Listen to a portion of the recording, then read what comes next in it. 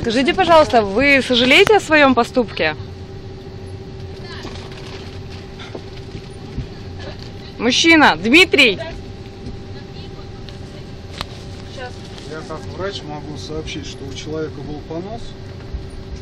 Он находился со своей девушкой в туалете на протяжении 4 часов. Если вам нужно подтверждение моего диплома, я вам могу его представить. А вас как зовут? Представьтесь, пожалуйста.